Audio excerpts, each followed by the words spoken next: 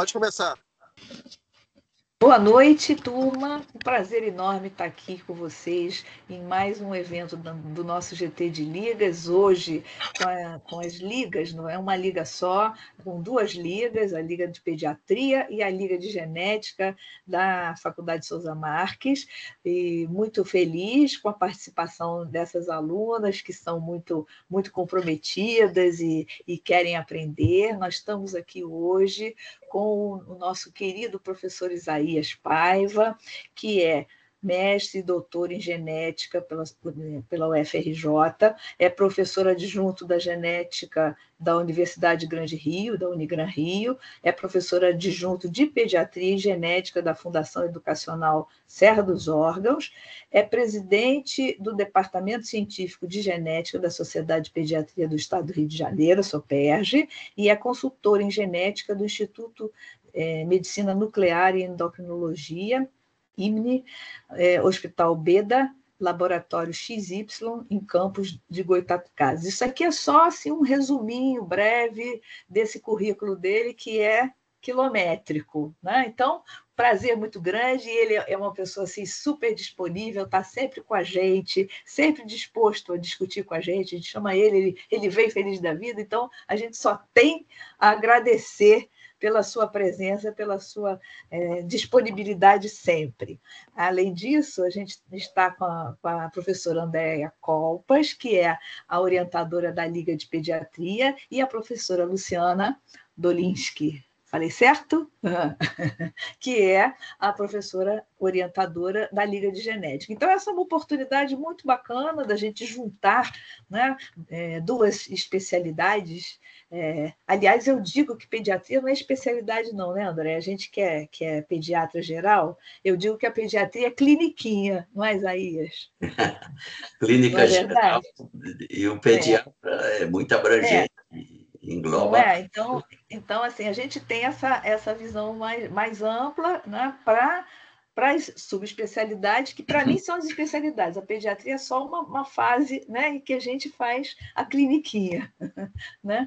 Então, vamos fazer uma dinâmica diferente, que a gente discutiu aqui, eu acho que vai ser bem interessante ao longo da nossa discussão, porque as meninas vão trazer um caso interessantíssimo que elas acompanharam sobre aplasia cutis, e que eu até estava comentando aqui com as colegas, que vi muito poucas na minha vida. A Andréia também concordou comigo, como pediatra geral, né? Só quem vê é Isaías, é a Luciana, mas a gente vê pouco, né?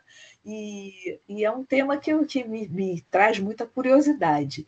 Além disso, elas vão apresentar esse caso, depois eu vou passar a palavra para a professora Luciana e para a professora Andréia, e aí elas vão comentar o que gostariam de comentar, e depois eu vou passar para o nosso palestrante, que é o professor Isaías, que sempre a gente aprende a beça com ele quando ele vem aqui, e a gente fica assim, ansioso para escutá-lo. E depois as meninas vão apresentar outros casos que o professor Isaías trouxe para a gente poder discutir a questão do aconselhamento genético nas malformações, e aí eu estou falando já demais, eu vou passar a palavra para as meninas, não sei se é Letícia ou Mariana a primeira que vai apresentar, e aí depois, então, a gente continua. Ok? Ok.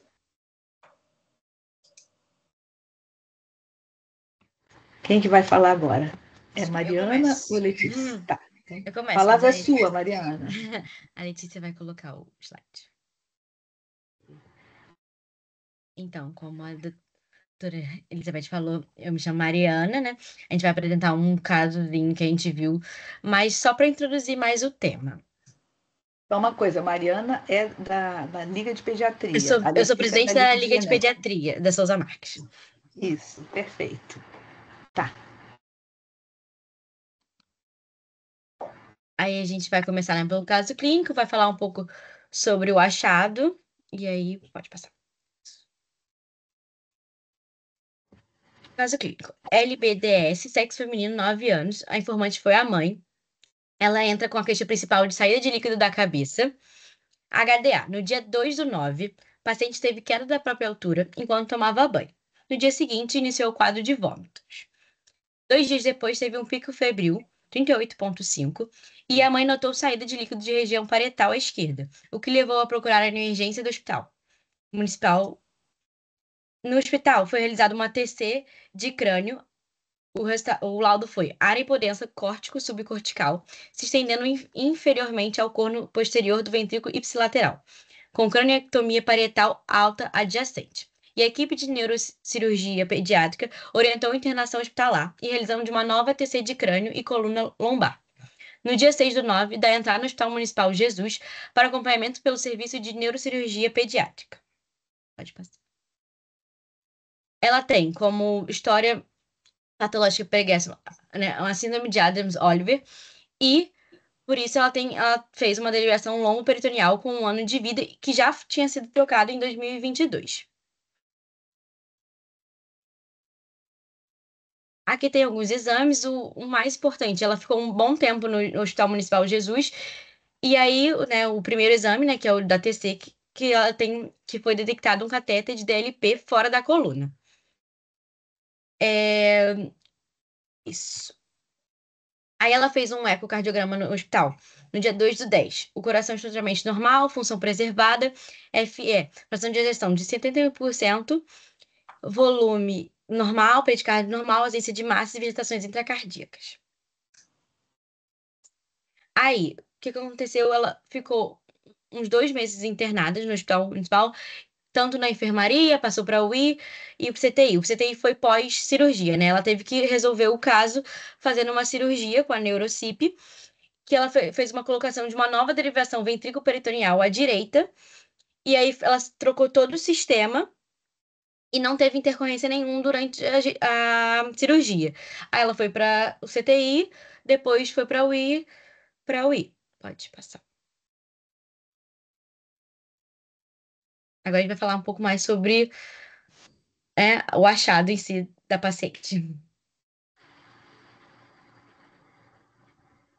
Meu nome é Letícia Santiago, eu sou da Liga de Genética, lá da Faculdade Souza Marques, fundadora da Liga, atual diretora de ensino, fui presidente no ano passado. E esse caso, a gente pegou lá no Hospital Jesus, né? O pessoal lá do Jesus foi muito legal em ceder esse caso para a gente poder apresentar aqui na Superg. Então, eu queria primeiro agradecer a eles, já que fica gravado. Se eles verem essa aula aqui, vai ser essa oportunidade de agradecer também. E a gente encontrou um caso muito raro, a gente achou muito legal trazer, para também trazer isso de não é só porque você não vai ser geneticista que você nunca vai lidar com uma malformação, com um defeito congênito. Enfim, a gente quis trazer que, independentemente de qual área você for seguir, seja na pediatria, seja vendo os bebezinhos ou vendo uma criança maior, vocês podem lidar com um caso desses. Que é a aplasia cutis congênita. A aplasia congênita da cutis, né? Que a gente acaba falando ao contrário de vez em quando. Mas é uma lesão rara de pele. Geralmente ela é restrita ao couro cabeludo, mas ela também pode ser uma ausência focal de tecido cutâneo em diversas áreas do corpo. Geralmente no couro cabeludo, né? Como eu falei, mas também pode estar em outras estruturas. Também pode estar nos músculos, no periósteo, na dura mater. Também pode ser encontrado nas pernas, nos pezinhos, enfim, no tronco. Geralmente é um achado isolado, mas ela pode estar associada a algumas síndromes genéticas também, como é o caso da nossa paciente, que ela foi diagnosticada com a síndrome de Adams-Oliver. Que a síndrome de Adams-Oliver nada mais é do que uma síndrome genética. Quando eu encontrei, até é uma pergunta que eu ia fazer para o doutor Isaías, se ela é autossômica dominante ou recessiva, porque quando eu encontrei no estudo, estava escrito lá, autossômica dominante ou recessiva. E ela é uma síndrome... Leti, quer que eu responda agora ou depois? O que sabe? A palavra é sua. Olha só, ela tem 2 padrões de herança. Ela pode ser autossômica dominante e autossômica recessiva, depende do gene. São 6 genes. Quando ela é causada pelos genes EOGT e DLL4, ela é autossômica recessiva, quer dizer, para ter a doença tem que ter os 2 alelos insuficientes ou mutantes ou variantes. Enquanto que os outros 4, o DOC6, ARH-GAP 31, RBP, NOT1, são esses 4 são autossômicas dominantes. Basta ter um alelo mutante, o paciente vai ter a síndrome. Se tiver os 2 mutantes, não vive. É letal. É complexa, entendi. assim, essa síndrome, né? Ela tem Por isso 2 que- padrões de herança, viu? Sim. Por E isso aí que enjoa lembra, pouco também, né? Letícia, desculpa, Oi. lembra que se for um processo autossômico dominante, para uma série de patologias, essa criança pode ser decorrente de uma nova mutação, né? Um de novo, né? E aí você não tem uma história familiar clara. Sim. É complexa, é uma síndrome complexa, né? Vai, pode Assim, a continuar, gente Letícia. você pode seguir, a gente depois faz os comentários, né? Isso. Pode ser. Então, essa síndrome de Adams-Oliver ela vai ser caracterizada pela aplasia congênita da CUT, geralmente no couro cabeludo, e ela também vai ter defeitos terminais, como a redução de membros, também pode ser encontrado braquidactilia, oligodactilia, sindactilia, unhas hipoplásicas e amputações transversais. Então, ou a ausência de algum membro, ou dedos a menos também, os dedos grudados, que seria a sindactilia. Enfim. Aqui, tô tentando passar aqui, não tá passando. Agora foi.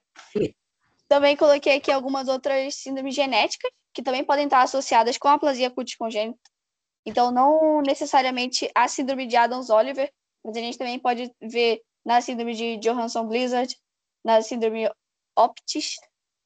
Deixa eu ver. A síndrome de Marfan, que não não é uma das mais difíceis de se encontrar. A gente até que vê bastante, entre muitas aspas, Marfan por aí.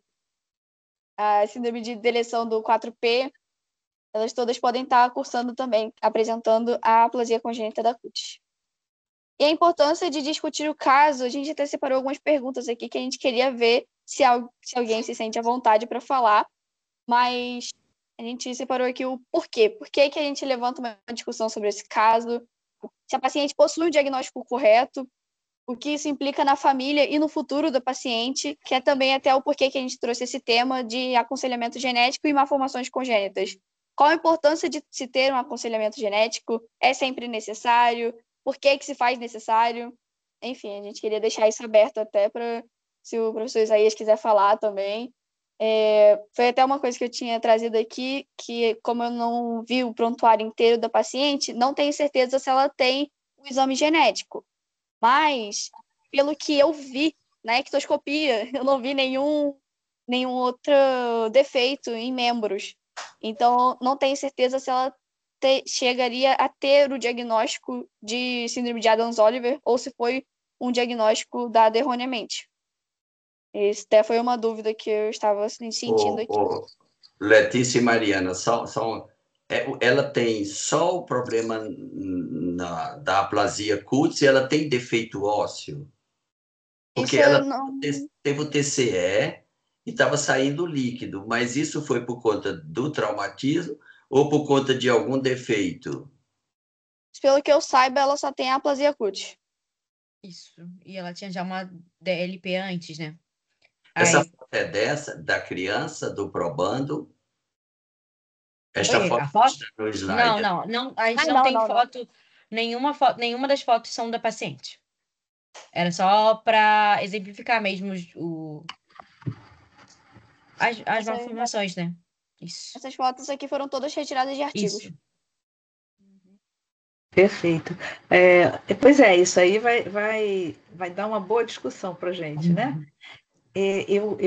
Vocês já terminaram, meninas? Uhum.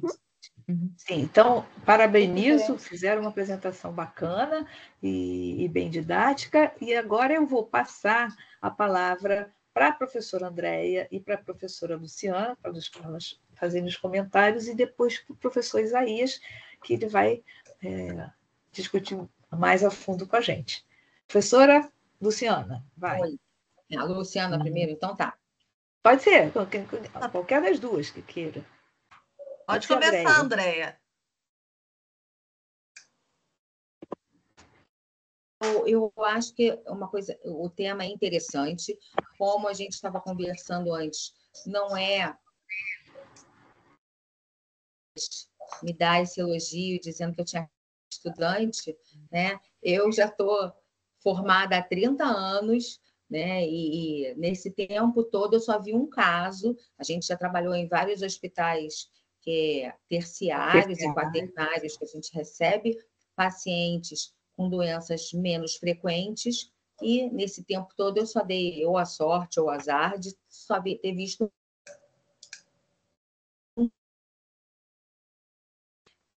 pediatra que tem um desempenho crucial na identificação, né, das doenças, das malformações, porque muitas vezes o neném já nasce com essas deformidades. A aplasia congênita, né, que ela é caracterizada mesmo pela ausência da pele em determinadas áreas do corpo, com uma frequência maior no couro cabeludo, a gente tem que lembrar, como as meninas colocaram, da associação com outras malformações e com outras doenças congênitas. Então, uma das coisas que eu acho determinantes dentro da pediatria, e aí vale para o médico que se forma com aquela voltado com a formação para uma atenção integral à saúde do paciente, independente, né, dele fazer pediatria, dele fazer clínica médica, e hoje a gente tem a clínica da família, no qual o médico de família desempenha uma múltipla função. A gente tem que fazer diagnóstico precoce, e porque isso é que vai ajudar na avaliação e no manejo dessas crianças. Então, a gente tem que entender as características, a extensão da lesão, tem que monitorar esse recém-nascido, no caso, a gente falando da criança que já nasce e você identifica, porque dependendo da área de exposição, por exemplo, da aplasia, a gente vai ter infecção secundária, a gente vai ter complicação, além da gente ter que tomar os cuidados necessários para essa criança não complicar por outras malformações que ela possa vir a ter. Então, a gente tem que fazer o exame mais detalhado ainda desse neném, ver se tem malformação externa e interna.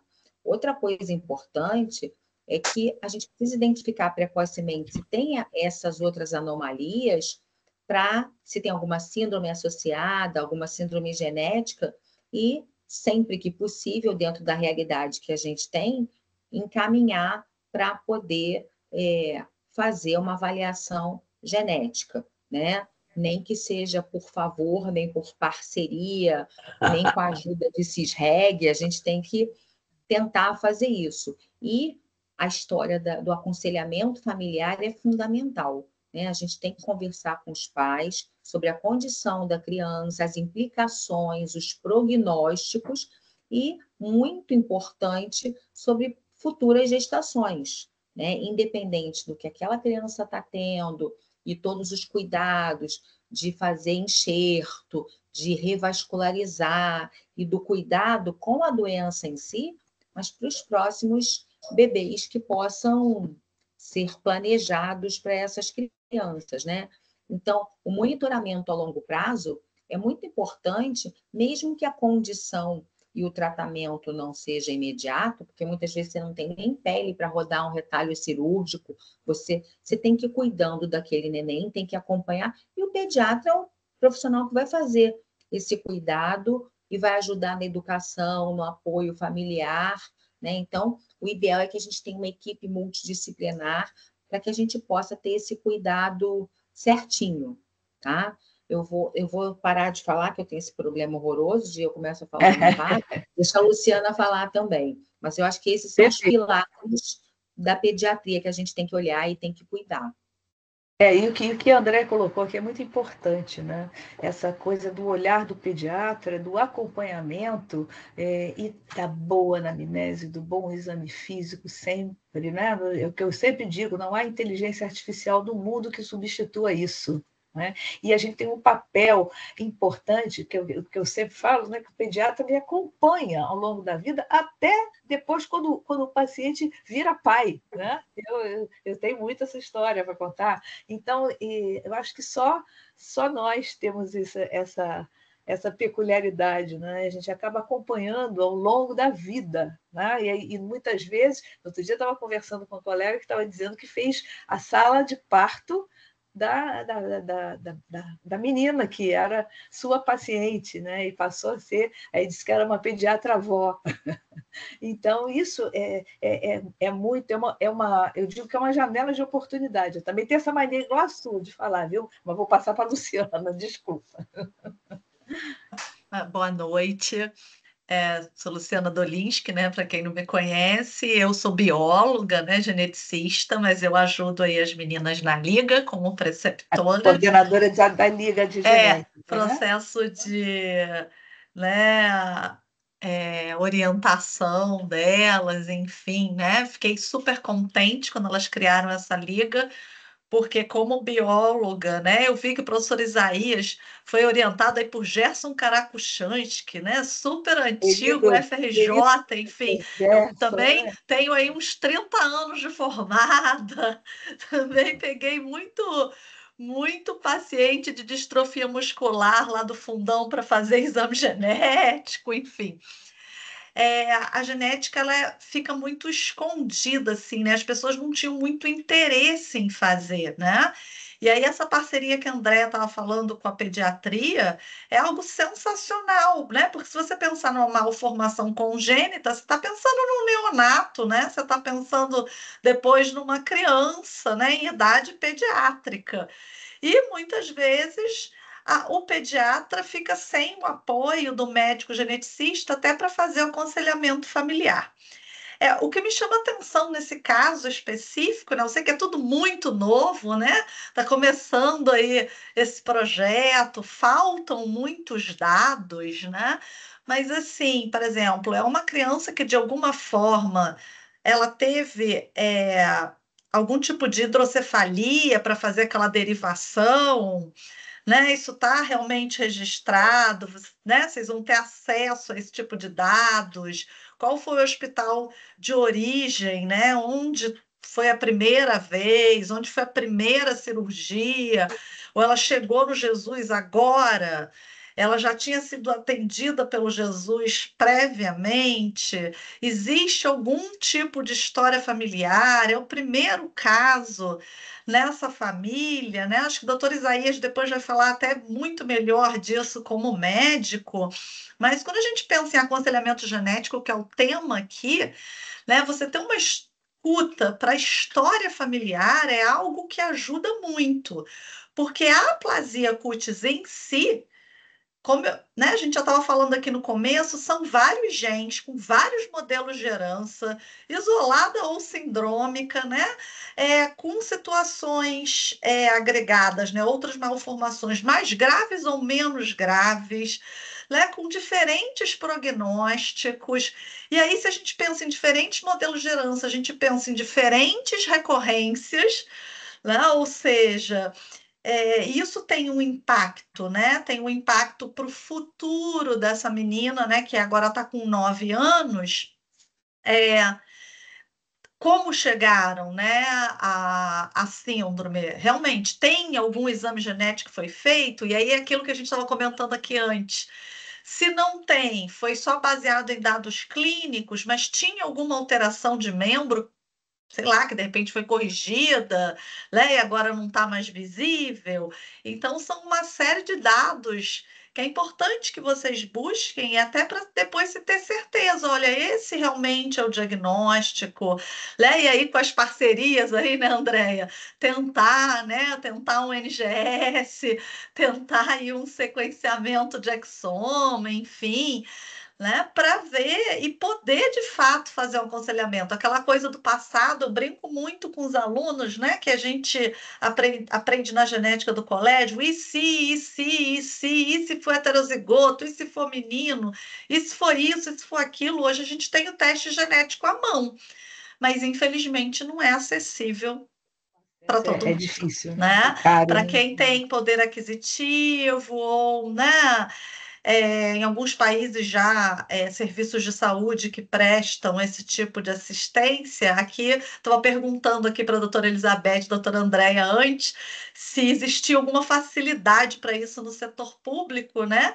mas realmente é muito difícil. Talvez o Fernandes Figueira seja quem tem mais acesso, até por pertencer à Fiocruz, né? Mas mesmo assim acredito que seja bem difícil. Mas é isso, também vou parar de falar que também sou matraca.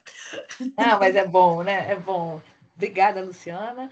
E essa discussão vai ser bem interessante. E eu vou passar agora para o nosso palestrante, professor Isaías. A hora que você quiser, então a gente passa de novo para as meninas para falarmos dos outros casos, tá? A palavra é sua. Muito obrigada pela Beleza. sua presença aqui.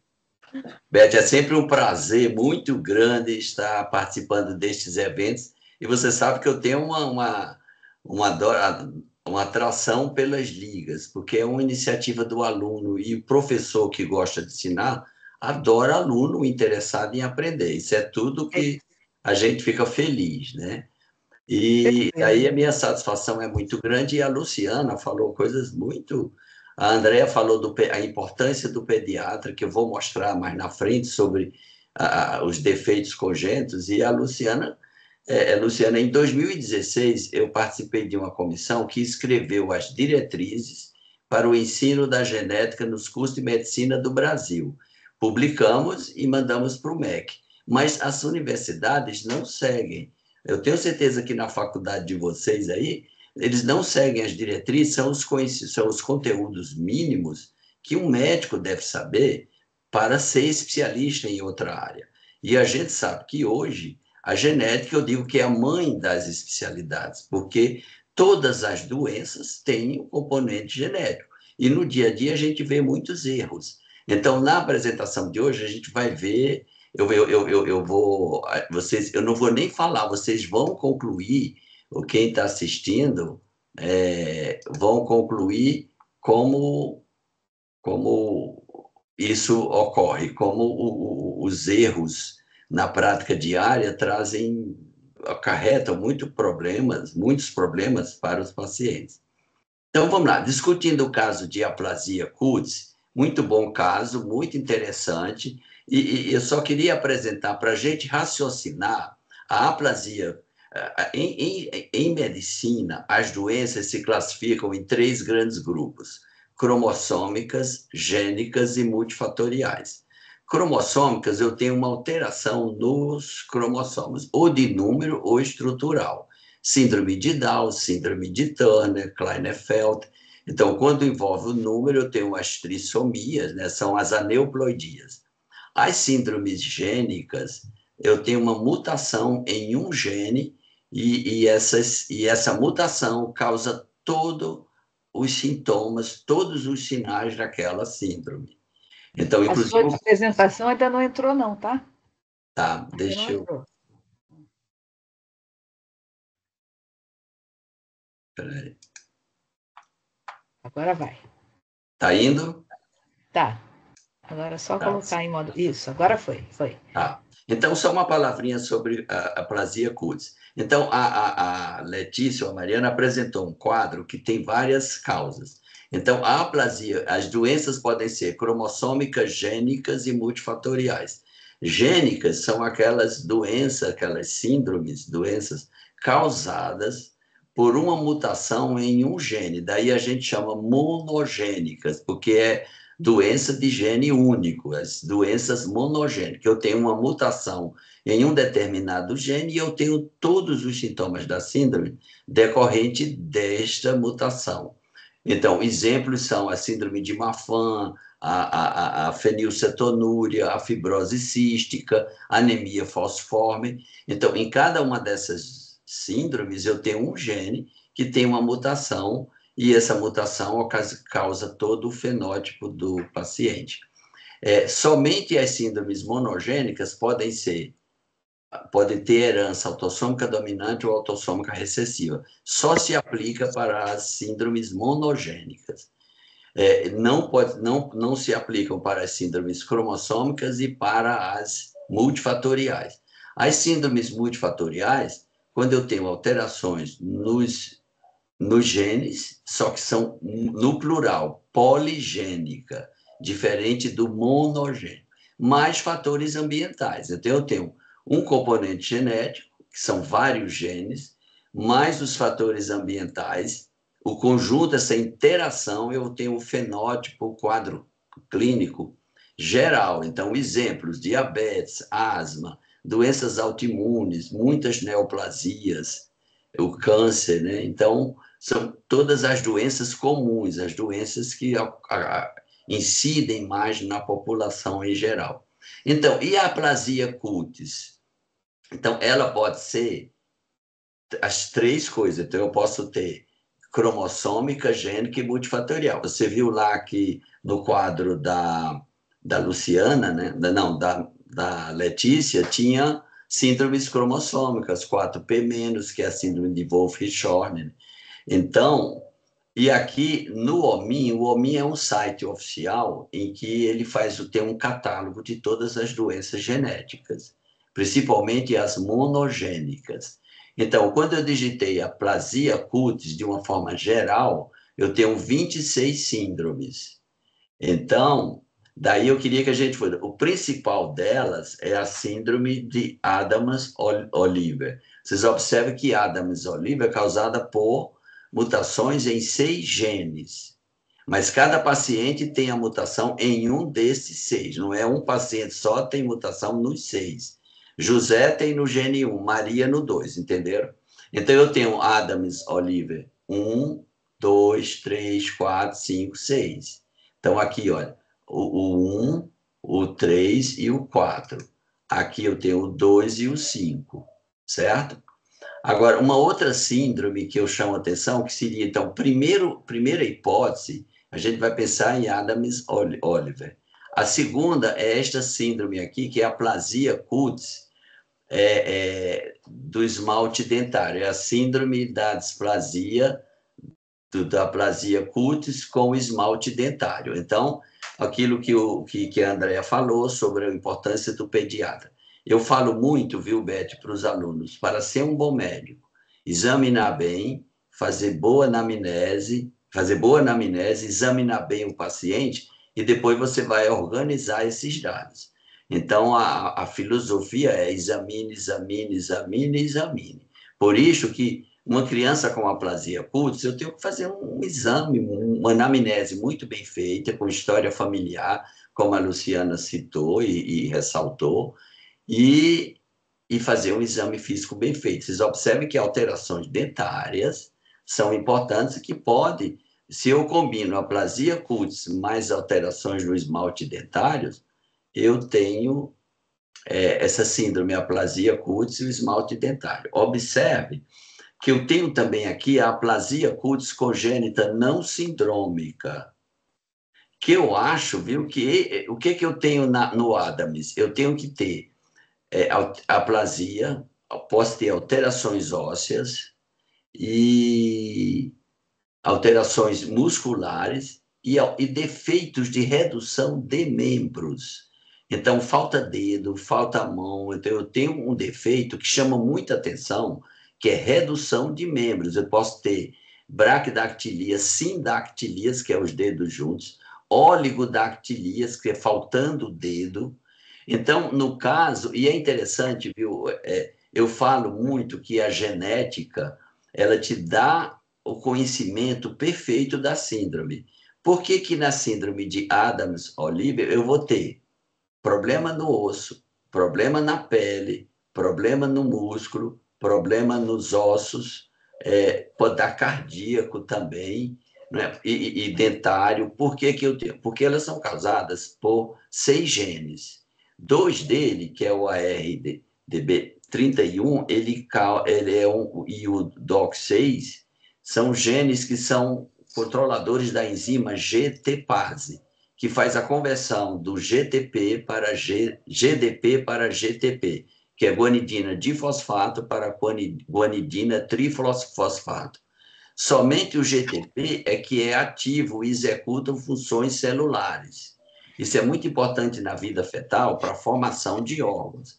Os outros 4 genes, eles atuam numa via de controle de sinalização celular, principalmente a via NOT, que controla o crescimento celular, a divisão celular. Então, se eu tenho mutações nesses genes, na proteína não vai funcionar e essa via de sinalização não funciona, eu vou ter comprometimento da organogênese, da formação dos órgãos. Por isso que eu tenho esses defeitos. Certo? Agora, nesta criança, eu acho que ele só tem somente o defeito congênito, a aplasia cutis. Todo mundo sabe o que é aplasia cutis, já falei, ausência de pele. E geralmente é focal, generalizada é incompatível com a vida, né? E geralmente no couro cabeludo. Então, viu, a Mariana e Letícia e Beth, eu acho que esse caso ele é mais compatível com a aplasia cutis não sindrômica, que é causada por um gene BMS e ela é autossômica dominante. Então, pode ser um caso novo. Então, esta criança, o ideal seria a gente fazer um painel com todos esses genes relacionados à aplasia cutis. E fica mais simples. Quando você coloca aplasia cutis congênita, olha, no OMIM, aplasia cutis, eu só tenho 6 condições, desculpa, são 6. E que o principal, olha, é essa aplasia cutis como alteração do esmalte dentário, o Adams-Oliver, a aplasia cutis não sindrômica. Repara que essas 3 são as mais importantes. Esta criança, a aplasia dela é congênita, não é, Letícia e Mariana? Ela já nasceu Sim. com isso, não é? Sim. Hein? É sim. Uhum. Ela nasceu com esta aplasia. Sim, Então, senhora. se é congênita, eu tenho esses principais hipóteses. E observe que as 3 primeiras é a do esmalte dentário com aplasia cutis, o Adams-Oliver número 1, e a aplasia cutis não sindrômica, seriam as mais frequentes e as mais significativas hipóteses. Se eu tivesse que considerar 3 hipóteses, seriam essas 3. Então, era isso que eu queria falar de aplasia, porque eu achei que a apresentação estava muito boa, que eu vi a apresentação das estudantes, da Letícia e da Mariana, e está muito bom. Então, qual seria o plano para essa criança? Fazer um painel de sequenciamento para aplasia cutis, que vai dar próximo aí de 20 genes. Se não encontrar em nenhum, fazer porque existem muitos casos de aplasia cutis genética que não se sabe a causa ainda. Gente, é impressionante isso, com o advento do sequenciamento de nova geração e do exoma, quase que diariamente eu tenho uma síndrome que a ciência não conhecia até 3 anos atrás, 2. Porque com o advento, aquela criança crianças que eu diagnostiquei clinicamente com síndrome de Rubinstein-Taube, não era, quando fez o exoma, não tinha nenhum gene de Rubinstein-Taube, era um gene novo. A ciência não sabe disso ainda. Então, essa criança pode ser um caso novo. O que é que pode ser? Eu acho que ela tem o fenótipo da aplasia cutis não sindrômica, e que é o gene BMS. Se não for nesse gene, a gente vai dizer mutações no gene tal também causa aplasia cutis não sindrômica. Isso é um acréscimo ao conhecimento. Ou fazer, se a gente encontrar alguns de Adams-Oliver, tudo bem, aí a gente pode publicar até assim, síndrome de Adams-Oliver com fenótipo de aplasia cutis não sindrômica, porque ele não tem fenótipo de Adams-Oliver. Interessante, hein? Isso.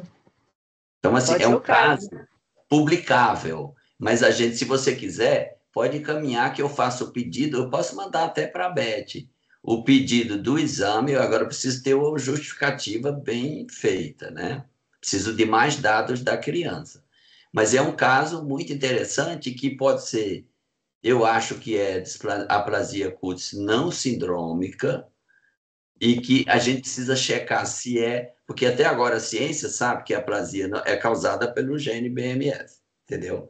Então, se não for, a gente está descobrindo outro gene que causa o mesmo, esse fenótipo. Isso é uma coisa Agora, de medicina. E isso está acontecendo quase que diariamente com o advento do sequenciamento de nova geração.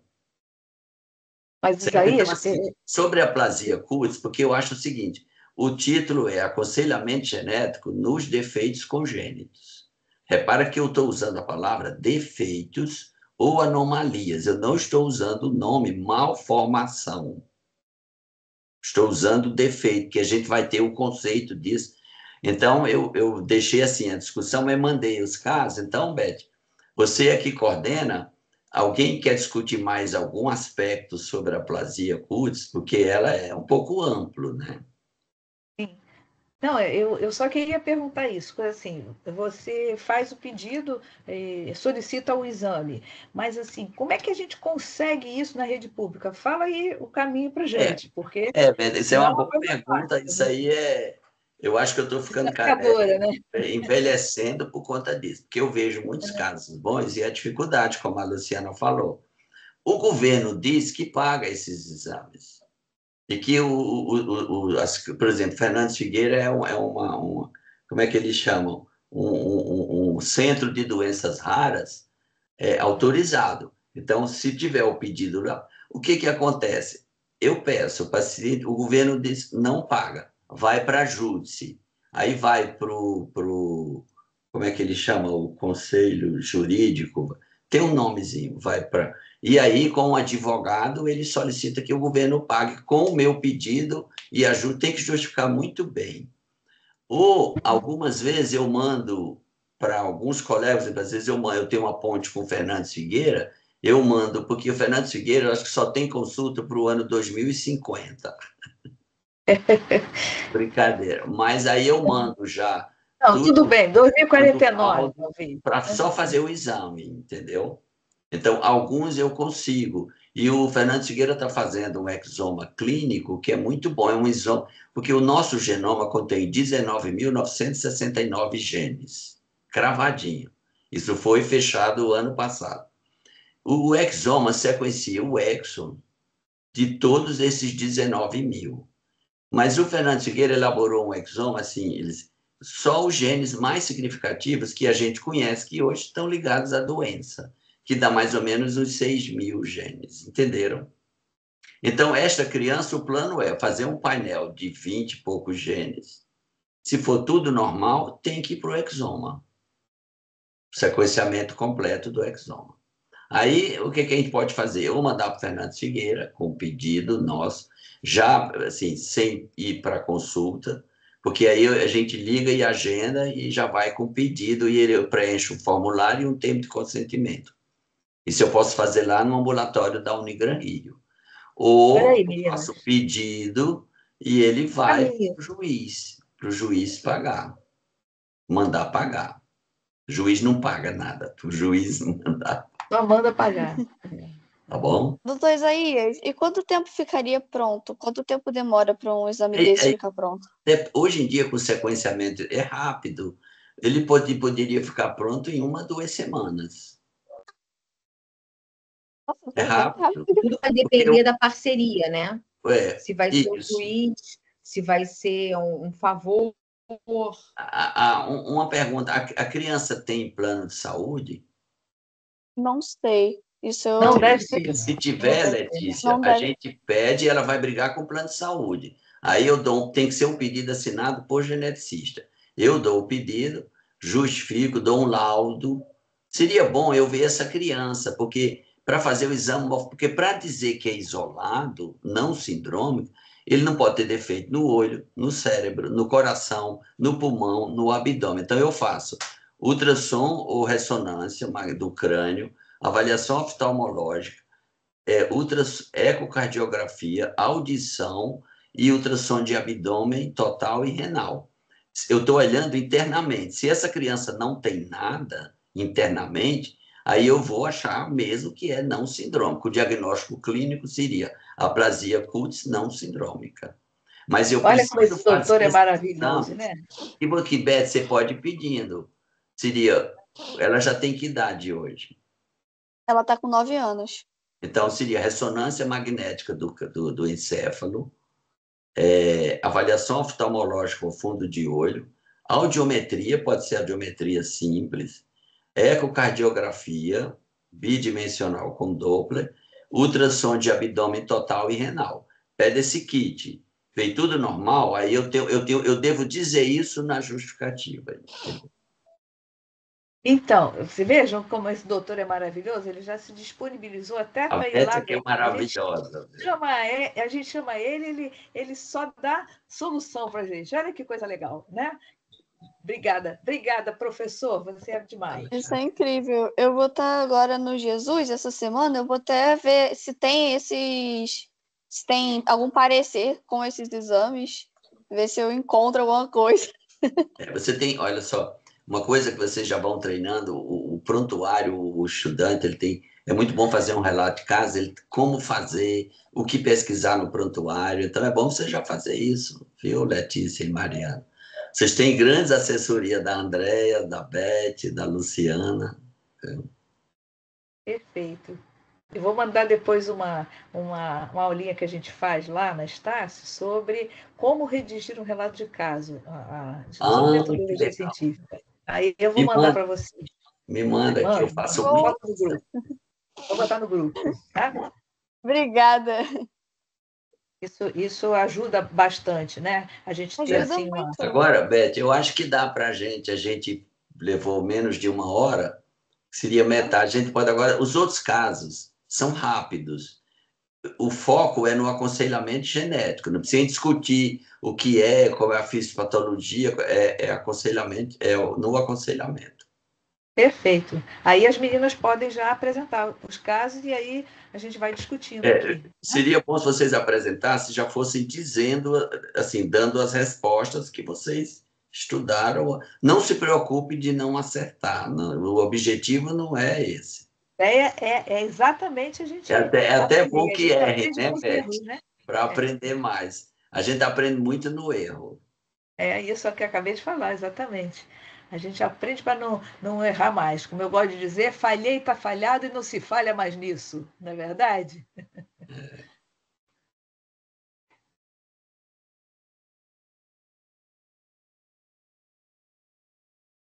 Quem que vai falar esse? Mariana ou Letícia? Posso começar? Tá, vai lá. Mariana, 28 anos, é pediatra, trabalha em um ambulatório de pediatria em um pronto-socorro municipal. Sua irmã, Fabiana, 34 anos, é advogada e sem antecedentes mórbidos significativos. A primeira gestação da Fabiana foi diagnosticada anencefalia. Era uma gestação muito desejada. Não foi realizado o exame do feto. 10 meses após Fabiana engravidar novamente, gesta 2, a família está muito preocupada com o risco de anencefalia nesta gravidez. A melhor conduta neste caso é: o risco de recorrência na segunda gravidez é muito alto, sendo aconselhada a interrupção da gravidez. B. O risco de recorrência na segunda gravidez é médio e mesmo assim está indicada a interrupção da gravidez. C. Solicitar cariotipo da Fabiana e do seu marido. Se normal, não há risco de recorrência aumentado. D. O risco de recorrência é baixo, de 4 a 6%, não sendo indicada a interrupção da gravidez. Tá, assim, a gente pode depois discutir no final, mas qual seria a resposta? Eu dei uma pesquisada e vi que o risco é muito alto de recorrência na próxima gestação, e se tivesse 2, o risco ainda é 20 vezes maior.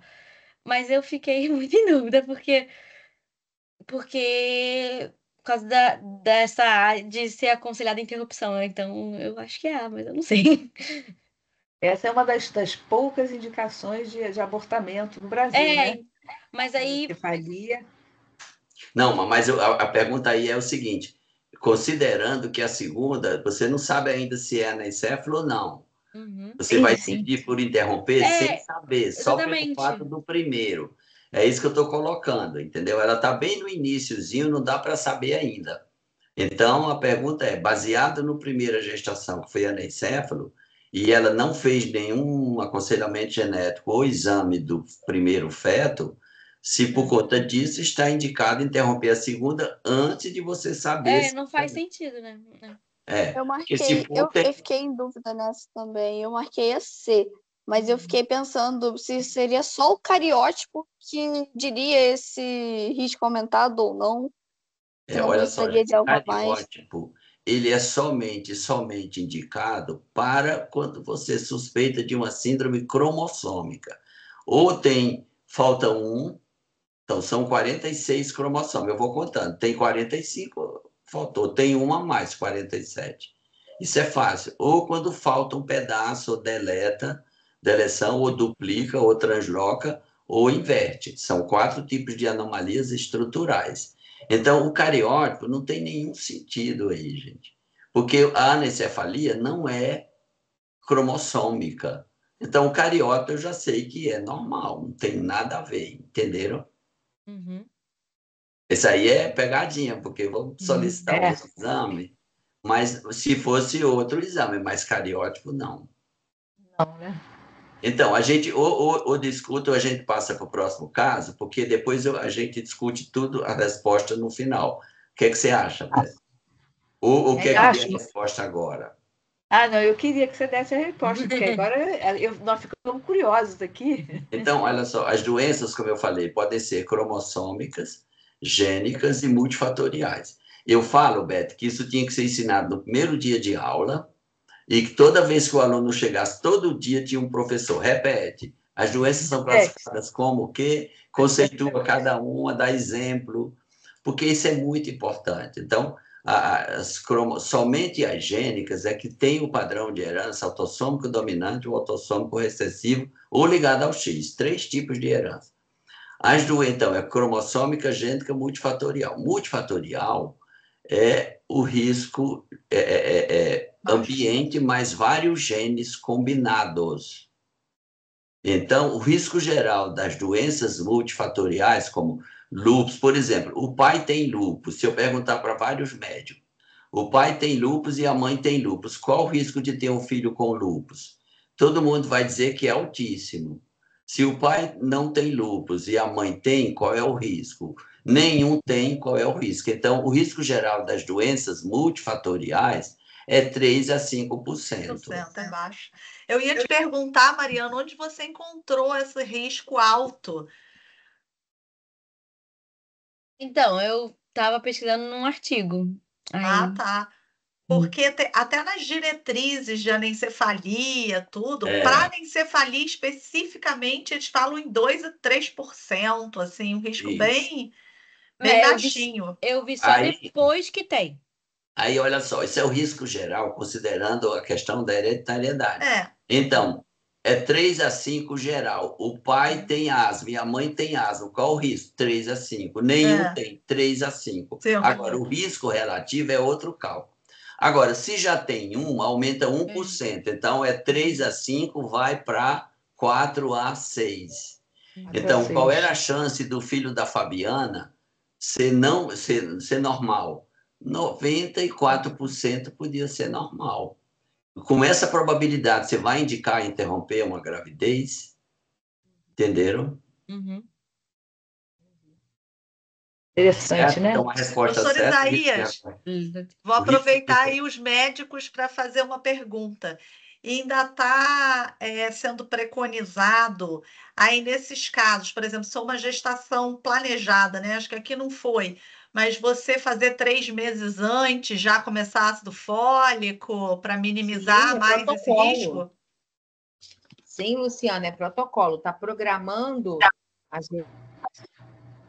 começar ácido fólico, tem que dieta, se programar todo, porque até além da genética, a gente tem a epigenética. Então, você vai melhorando a flora da mãe, flora vaginal, intestinal. Então, você vai organizando todo esse corpo da mãe para esperar a futura gestação. Então, Por isso, hoje se fala nos 1.100 dias, né? São os 1.000 dias da criança, né? E os 100 lá, os 3 meses antes da concepção, né? Perfeito. Sim. Obrigada. E é importante que a anencefalia é um defeito de fechamento do tubo neural. O tubo neural se fecha entre a quarta e a quinta semana. O diagnóstico da gravidez geralmente é feito depois da quarta. Então, ela tem que tomar ácido fólico, o ideal é 3 meses antes da gravidez. Aí ele manda, se já teve um recorrente, para dobrar a dose, fazer 5 miligramas, se não me engano, é 5 miligramas por dia. Então, a dose é maior para uma mãe que teve, mas não há indicação, o risco de recorrência é esse. Eu tenho certeza que muita gente erra nessa questão do aconselhamento genético. Então, eu recebo muita gente no consultório que foi no médico e tinha o diabetes. Viu, Beth? Diabetes. Sim. Diabetes. Aí, diabetes tipo 1, que o pessoal acha que é gênico. Não, é multifatorial. Então, se o pai tem 1 e a mãe não, o risco é 3 a 5. Se já tem um filho, 4 a 6. Porque é ambiente. Agora, muitas vezes, a pessoa. Porque a multifatorial é a interação ambiente com fatores genéticos de predisposição, que está sendo muito estudado hoje. Então, muitas vezes, o filho está no mesmo. Exposto ao mesmo ambiente do pai. Então, a probabilidade é maior. E isso a gente fala que é o risco relativo, é uma outra conta, que não dá para a gente discutir aqui, mas quem tiver interesse, como é que faz o risco relativo, que tem 2 fórmulas de calcular, é como se eu estivesse medindo o componente genético das doenças monogênicas, é 100% genético. A gente chama hereditariedade. Na multifatorial, o componente genético a gente chama herdabilidade, não é hereditário. Então, como é que eu vou medir a herdabilidade de determinada doença multifatorial? Tem as formulazinhas para a gente medir. Ok? Mas é isso aí. Vamos para o caso seguinte para a gente ver tudo, né? Então, peraí, a resposta, então, Vocês estão observando? Não precisa saber detalhes da anencefalia. Se eu classifico que uma doença é cromossômica, gênica ou multifatorial, eu já sei fazer o aconselhamento genético. Eu não preciso saber os detalhes embriológicos da anencefalia. Basta eu saber a classificação. Entendeu como é show isso? É Pode ir. interessante.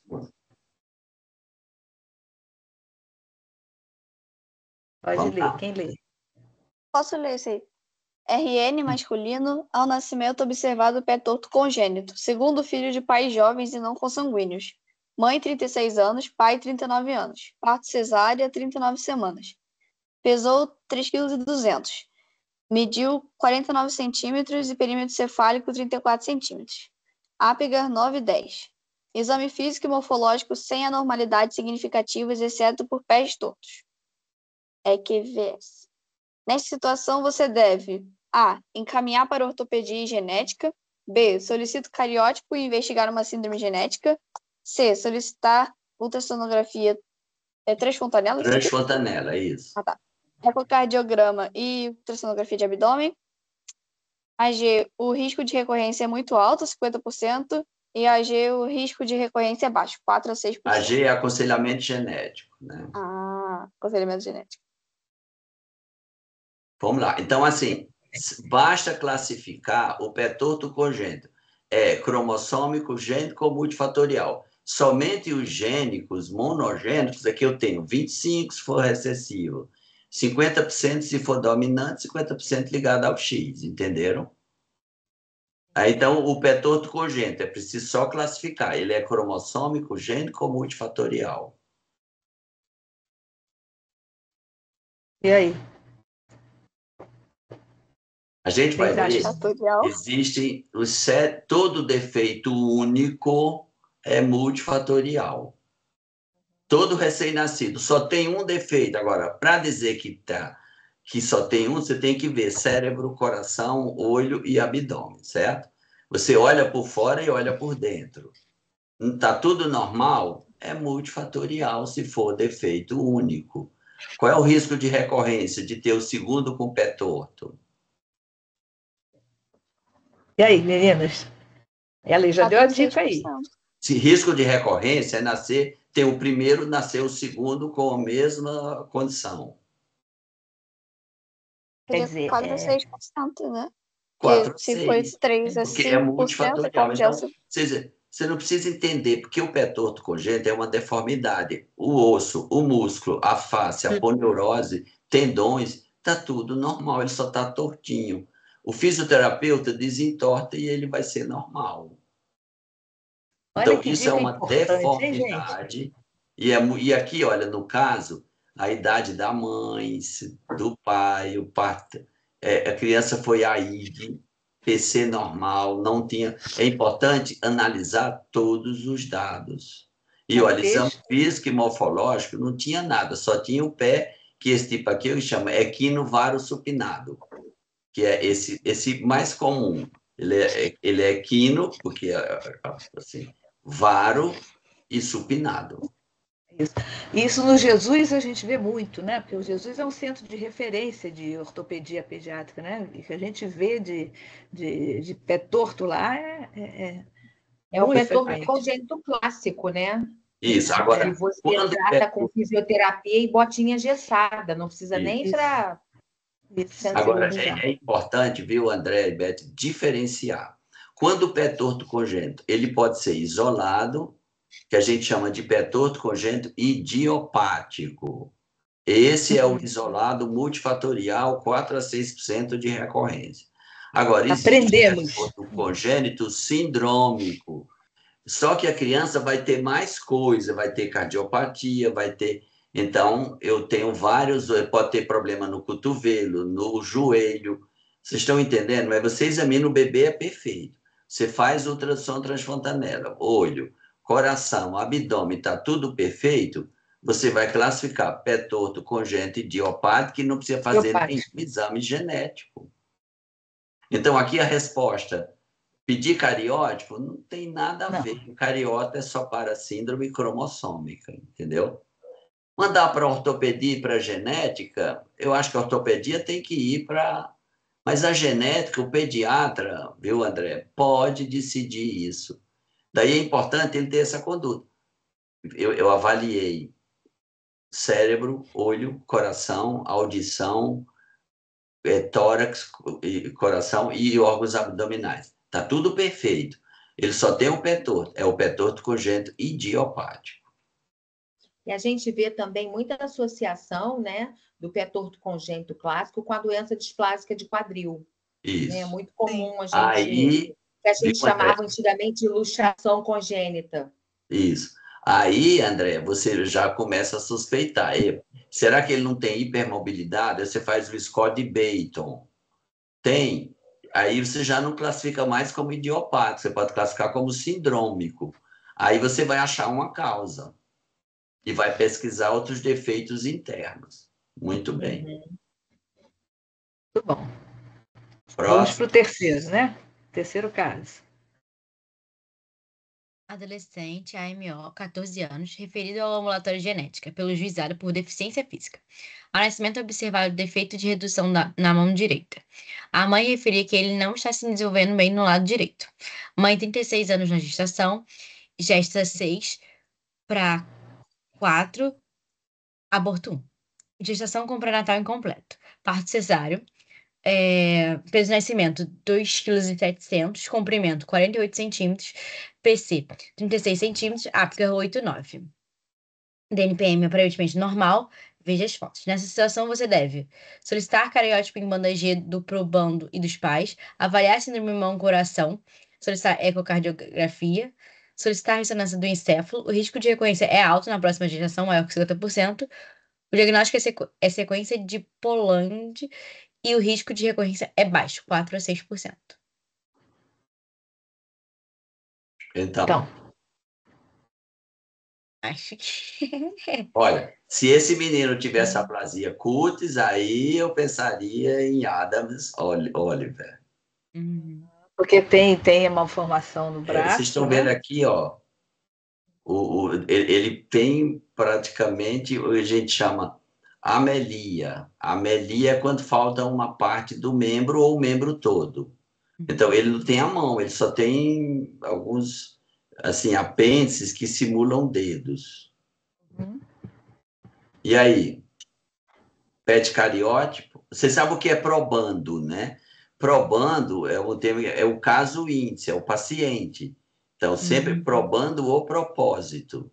Então, quando vocês forem fazer um relato de caso, em vez de dizer o paciente fala ou probando, ou fica mais chique, viu? Tá certo. Então, Então, olha, a mãe 36 está entrando na idade que pode dar problemas cromossômicos, é multípara, né? Mas ele foi a IG, não tinha microcefalia, não teve asfixia, o desenvolvimento está normal. O que é que vocês acham? Ah, legal, quem pôs Que a ali, letra é. hein? Eu marquei letra E também. Isso. Essa é a sequência típica de Pollard. O que que é? Em medicina, é muito comum você juntar, quando você... Se o paciente é isolado, é um defeito único. Quando eu digo sinal 1 mais sinal 2 mais 3 e aí vai, é uma síndrome. Então, o Pollard é defeito e redução de membro com agenesia do peitoral do mesmo lado. Repara que ele não tem o peitoral maior à direita. Falta. Não, é à direita. Aqui tem peitoral. Observe o braço. Olha o volume do braço. É aqui. Isso. Perfeito. Então, aqui à direita, ele não tem, e do mesmo lado, ele tem esse defeito. A sequência de Pollard.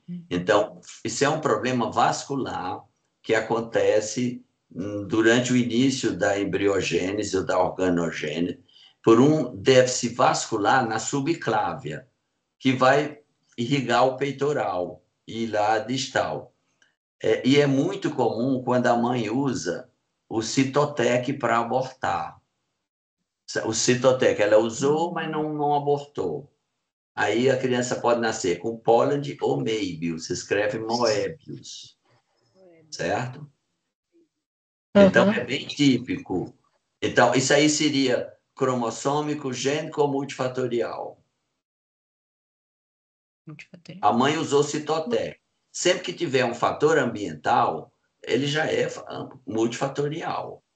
cara, né? De cara já Qual é o fica... fator ambiental? A mãe usou Citotec. Aqui não está dizendo, mas quando eu analiso a genesia do peitoral, com esse defeito, faltando um pedaço do membro, chama defeito de redução, isso é... Eu brinco com os alunos, Beto, que eu digo, a criancinha de 3 anos, que a gente sabe, 3 anos a criança começa a ver o mundo. É a idade de menor compreensão para entender. Então, uma criancinha de 3 anos fala, tio, isso é sequência de Pollard, né, tio? A genesia peitoral mais defeito é Pollard, né? E nós, marmanjas, aqui não conseguimos, não é isso? Meu Deus! Não, é brincadeira, Beto. É só para o aluno aprender mais rápido. Sim, perfeito. Mas, assim, eu jamais imaginaria isso aí que você falou. Eu não sabia disso, do Citotec casar esse tipo então, de... por isso que é importante. A mãe usou Citotec, você já fica de olho. Pode ser Möbius, é a paralisia facial. A criança, ele chora, mas não tem mímica nenhuma, que pode ser total. Então, paralisia facial é típico de Möbius. Se escreve Moebius, Moebius, pronuncia Möbius. E é comum vir Pollard e Möbius. Eu tenho pacientes que eu diagnostiquei os dois, porque a mãe usou Citotec. Que o Citotec causa uma interrupção. Isso, está vendo? Essas alunas são show, viu? Não, né? Pois é. Então, é isso aí, é multifatorial. Todo defeito... isso aqui é uma sequência. A sequência eu tenho um defeito único, que por efeito de cascata ou de dominó, causa outro. Porque você olhando aqui, ele tem peitoral e membro, então é múltiplo. Calma. O que originou foi um problema no vaso, que diminuiu a irrigação para o território da subclávia, que levou aos 2 defeitos. Entendeu? Interessante, né? Interessante, muito interessante. Eu vi uma síndrome de Pollard quando eu fazia ambulatório lá no Fundão, lá no ambulatório de adolescente, eu fiz a minha especialização lá com o Ricardo. E veio uma mocinha, né, uma adolescente de 13 anos, que ela estava na puberdade, e aí o diagnóstico foi feito exatamente porque ela foi desenvolvendo mama, ela não tinha, o Pollard dela tinha genesia de grande peitoral, de pequeno peitoral, e tinha deformidade de arco costal também, além da genesia de mama. Então, foi um caso muito interessante que a gente chamou o pessoal da plástica, porque ela tinha indicação de colocar prótese. Imagina uma adolescente no início da sua vida puberal com uma mama única, porque o outro lado ela tinha genesia. Então, foi um caso muito interessante na época, que a gente até levou para o congresso. Bem interessante. Aí ela tinha atelia, ela não tinha mama, né, do mesmo lado. Sim, né? sim. Atelia. Interessante, viu, gente? Como é que a gente aprende com o professor Isaías aqui? Nossa, mãe, que beleza! Vamos lá, vamos em frente. Vai o próximo. Mais 2 casos, não é isso? Isso. Esse aqui foi. Você está na maternidade avaliando o RN a termo. PN 2,3 quilos, PC 29 centímetros, mãe 41 anos, gesta 7, pai 58 anos, observe a figura e responda. A. Qual a hipótese diagnóstica inicial? B. Como confirmar essa hipótese? C. Quais exames complementares estão indicados? D. Como deve ser feito o aconselhamento genético? E E. Qual o risco de recorrência? Essa eu achei intensa. Então, é um desafiadora. bebê, só para vocês irem analisando, 2,3 tem menos de 2 quilos, então ele é PIG. Menos de 2,5 kg é PIG, no termo. Acho que peso, né? PC de 29, ele tem microcefalia. A gente tem que ir elaborando isso. A mãe tem 41 anos. O que é que isso predispõe? Acima de 35, há eventos de não disjunção na gametogênese, ovogênese materna, aí rompe o fuso mitótico e dá eventos de não disjunção. Então, eu vou ter um óvulo com 22 cromossomos e outro com 24. Isso, qual seria a síndrome? Então, o bebê tem polidactilia com fenda. Aquela coisa, a criancinha de 3 anos. Tio, eu tenho um recém-nascido com polidactilia e fenda, o diagnóstico é síndrome de Fatal, viu, pessoal? Essa combinação num bebê... Famosa trissomia do 13. Isso. O 13, Isso. Com o bebê pig com microcefalia, fenda palatina ou labial e polidactilia, até prova em contrário, é fatal. Então, assim, o médico ele tem que usar muito essas combinações, entendeu? Então, então, fatal é trissomia do 13. Como é que você confirma o diagnóstico? Cariótipo. Cariótipo. Então, é uma síndrome cromossômica gênica ou multifatorial? Cromossômica. Agora, veja só, fatal é um problema muito sério, porque é o seguinte, só nascem 3 trissomias, 13, 18 e 21. 21 vive 70 anos, pode viver. 13 e 18 morre em dias. Morre. 90% aborta. Os 10% que nascem morrem nos primeiros dias. Então, é uma síndrome que dá instabilidade genômica, né, Luciana? Um cromossoma a mais, e ele não tem condições de sobreviver. E pode ter múltiplas malformações, cardiopatia grave, cerebral, renal, digestiva, tudo. Então, essa criança, assim, o prognóstico é péssimo. E daí... E a gente, como pediatra, posso interromper aqui só um minuto, falar de uma coisa? Nós estamos até fazendo uma IC sobre isso. Como a gente precisa, como pediatra, aprender a comunicar mais notícias, né? Essa é uma situação que exige muito do médico. O médico tem que se preparar para poder preparar esses pais para o que vem, né? Perfeito. Pede-se uma coisa e que eu acho que o aluno tinha que ser treinado melhor. Lá na Unigran Rio, eles faziam uma técnica que eu adorava, era um teatro, eles contratavam atrizes. Isso, lá na Estácio a gente chama faz isso, aquele casal de 2 atores.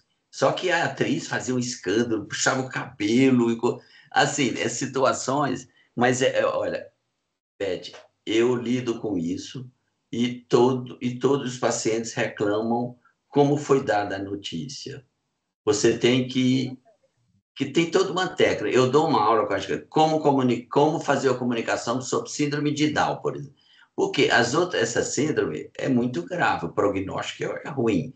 Agora, para eu ter certeza se o prognóstico é ruim, por exemplo, nos Estados Unidos, eles faziam a amniocentese no primeiro trimestre ainda, se era Patal ou Edwards, eles indicavam a interrupção.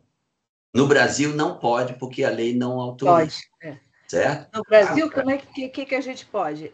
Anencefalia, Isso. Que mais? Risco de vida para a mãe e estupro, que estavam querendo até tirar, né? Graças a Deus, isso regrediu lá na alta esfera da justiça, né?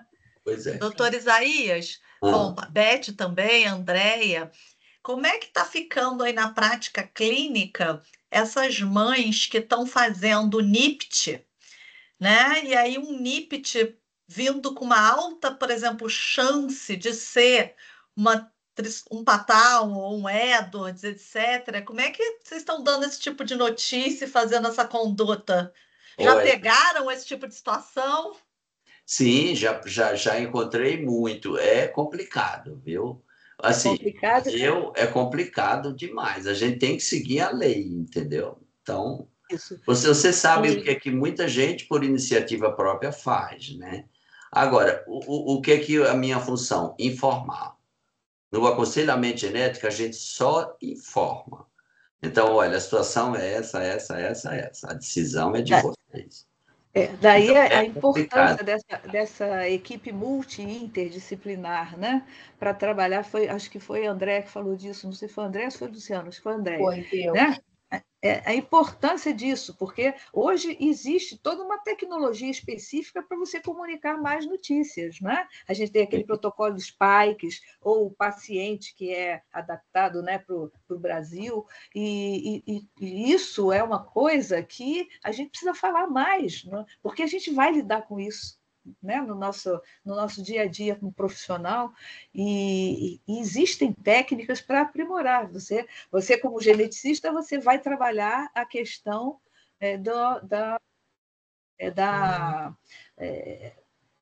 o aconselhamento genético, né? Mas aí entra uma equipe junto para preparar essa família para essa situação, né? E muito importante. Agora, Beth, nos Estados Unidos, até há pouco tempo, eles interrompiam. Aí, muita gente começou a filmar aqueles casal que não...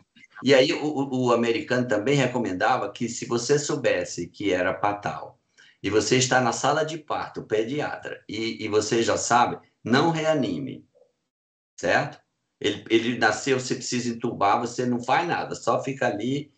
E aí começaram a filmar e gerar processo. Então, hoje o americano, por isso que os exames, eu tenho que fazer ultrassom transfontanela, olho, é muito comum no Patal ter anoftalmia, microoftalmia, coração. Se ele tem, por exemplo, uma cardiopatia complexa, que teria que corrigir, ele não sobrevive à cirurgia. Aí eles não fazem muita intervenção. Ele deixa, só alimenta e não coloca no respirador, não coloca em NPT, entendeu? Essas coisas.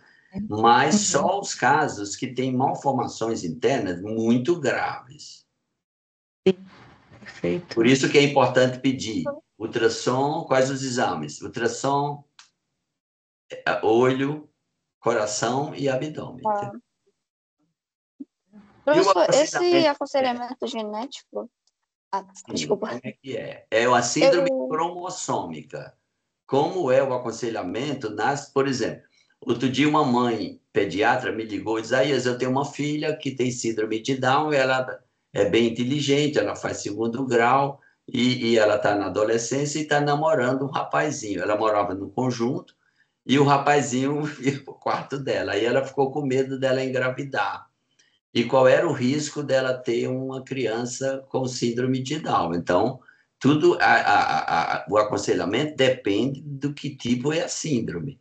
No cromossomo, que é um tipo de herança, um tipo de transmissão, digamos. No gênico, é aquele clássico, dominante, autossômica dominante, autossômica recessiva e ligada ao X. E no multifatorial, o risco geral é 3 a 5, aumentando 1% quando tem um caso antes. Certo?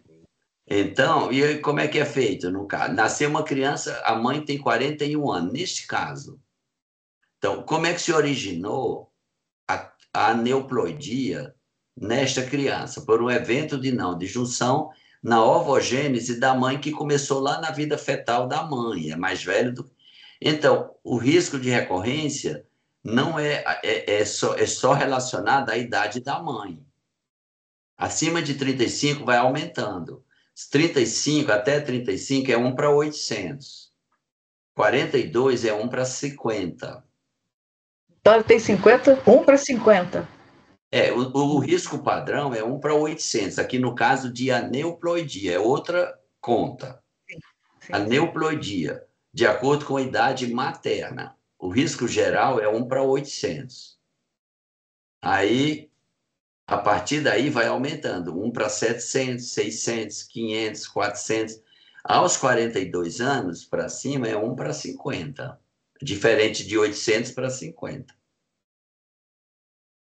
Então, o aconselhamento... E hoje, isso é uma questão que precisa ser também bem comentada, porque hoje, cada vez mais, as mulheres têm filhos mais tarde, né? Sim. Por conta da inserção no mercado do trabalho, né? A gente poderia indicar uma FIV? Olha, é o tipo da coisa. Você informa a decisão, porque é o seguinte, então, de 60 mulheres ou 50 que engravidam na idade deste caso, digamos, essa mulher aqui do caso queria ter outro filho. Então, aí você vai dizer, de 60, uma vai ser fatal. Não, ela tinha 7, ela gesta 7 aqui, né? Hein? Gesta 7 aqui. Provavelmente essa, mas, Luciano, vamos dizer que ela fosse gesta 1. Tá, ok. Outra coisa, professor Isaías, nesse tipo de situação, né, considerando aí cromossomo 13, dentro dos exames complementares, se fosse uma pessoa mais jovem, quisesse ter outros filhos, ia recomendar o cariótipo do pai e da mãe? Olha só, o cariótipo seria indicado em todo casal que pretende ter um filho. Isso aí é a norma. José e Maria estão apaixonados, estão fall in love, são jovens, saudáveis, querem ter um filho. O ideal é que fizesse um cariótipo, porque eu posso pode ter uma translocação aqui, né? Isso, recíprocas, equilibradas, que não dá fenótipo. E quanto custa esse exame? Assim, na o rede cariótipo, Beth, custa, em média, olha, o mais barato seria de 300 a 700 reais. É barato. Lá no meu serviço eles cortaram, mas eu tenho um laboratório lá perto que faz, que é conveniado com lá, bem barato, ou de graça ou por uma taxa simbólica. Então, se você precisar, me manda que a gente vê se faz. Tá certo. Gente, o maior problema... curiosidade, eu não sabia preço. Isso é importante a gente saber também para poder orientar, né? Não, a tecnologia vai aumentando e o preço dos exames vai caindo. Isso. Isso aí. A Luciana sabe como é que é exame. Ela sabe melhor do que eu isso aí. Eu acho que a gente tem uma situação complicada, gente, que é o seguinte, as famílias nas quais já tem alguma gestação que complicou, como essas, alguma criança que já nasce com alguma deformidade, fica mais fácil. E hoje o que a gente tem é que as famílias mais favorecidas já estão com esse hábito de vamos engravidar, então vamos fazer um cariótipo. O problema é o que fazer com isso depois. Depois, E agora também tem o diagnóstico genético para implantacional, né? Tem. Aí olha só, Mariana, Letícia, né? Letícia. Eu faço. Então, é o seguinte, como é que é? Você informa, se a mãe que quiser fazer, aí eu pego óvulos da mãe, espermatozoide do pai, fertiliza 8 embriões. Aí quando eles estão antes de quando eles estão chegando em blastocisto, ou em blastocisto, você examina, tira uma célulazinha e examina os cromossomos. Então, de 8 eu vou numerando. 1, 2, 3, digamos. O 5 e 6 é aneuploide. Aí você implanta o que não é aneuploide, só os euploides. Aí você vai cair na Então, mesma situação que a André estava falando, né? Quem tem recursos financeiros, você vê, hoje em dia, dificilmente uma pessoa com recursos financeiros que paga uma FIV já não paga um diagnóstico mínimo aí pré-implantacional, né? pois é, Luciana, custa em média 30 mil, um shot. E pode não, probabilidade até maior de não dar certo, né? É. Complicado isso, né? É. Muito complicado. Sim. E tem E as qual é o questões risco de bioéticas aí, né? recorrência? Depende da idade da mãe. O fator aqui é da idade da mãe. O risco de recorrência. A Mariana e a Letícia são jovens, saudáveis. Aí elas vão para a night e conhecem um rapaz, jovem, saudável. Qual é o risco que eles têm de ter um filho com um problema genético? Qual o 3 risco? a 5%. 3 a Muito fácil. 5%. Aprendemos Esse aqui. risco, ninguém foge, porque não existe um risco de 2, entendeu? Zero, é.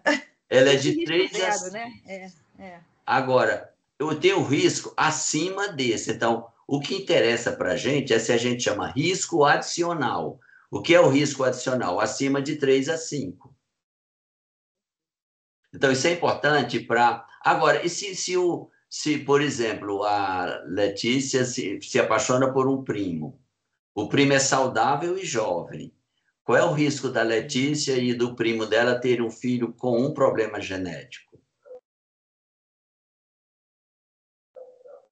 Lembra, o normal é 3 a 5. 3 a 5. Pode duplicar e ir para 6%. Mas a Letícia casando com o primo, qual é o risco de ter um filho normalíssimo? 94%. É. O risco adicional é 1% a mais. Aí você vê muito assim, médico falando, são primos, é muito perigoso, vai nas take it easy. Não é bem assim, né? Não é assim, Se fosse assim no passado, né, a humanidade tinha acabado, né? Tinha isso. É verdade, é verdade. Muito comum. Perfeito. Olha, gente, quanta coisa a gente aprendeu aqui. Olha, Pois que é, por isso que eu bacana. continuo sendo estudante. Não, é Todos muito nós, bom. né, E Andréia? agora, com esses testes recreativos, né, que eu acabo sempre comentando, porque sempre vem algum aluno perguntar que se você marca lá que você aceita receber informação das pessoas que compartilham material genético com você, você fica recebendo seus primos pelo mundo inteiro, é um tal de terceiro, quarto primo, quinto primo, quarto primo da mãe, segundo primo de não sei quem. Olha, Luciano, eu já vi muito exame desse, que é um livro de 300 páginas. Gente, 300 páginas. Sim. Fez todo o genoma clássico. Aí, no final, a conclusão. Se você tem uma vida saudável, faz exercício físico, só come salada, frutas, legumes, não come carne processada, não fuma, não bebe, não vai para nada, isso aí é que não é. Você vai viver 200 anos. Eu não preciso de fazer um exame. Para que viver 200 anos? Pois é, você ir para a night sem tomar um vinhozinho não adianta. Concordo.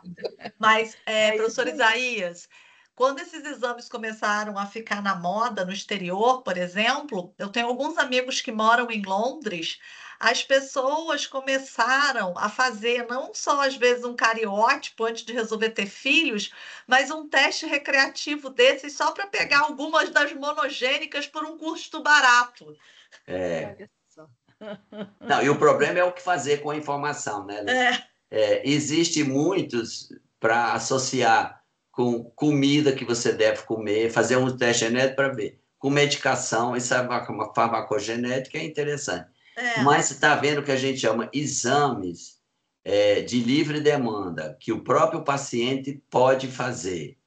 Esses exames a gente não aprova. A gente chama de recreativo. Eu chamo de recreativo. Recreativo, isso mesmo, Luciana. Recreativo, que é diversão, é um play. Certo? Pessoal, vamos lá. Alguma pergunta mais sobre Patal? Acho que está ok, né? Vamos para o último caso, porque o pessoal já está cansado aqui. Mas só tem elogios aqui, viu? Depois eu vou falar. Vamos lá.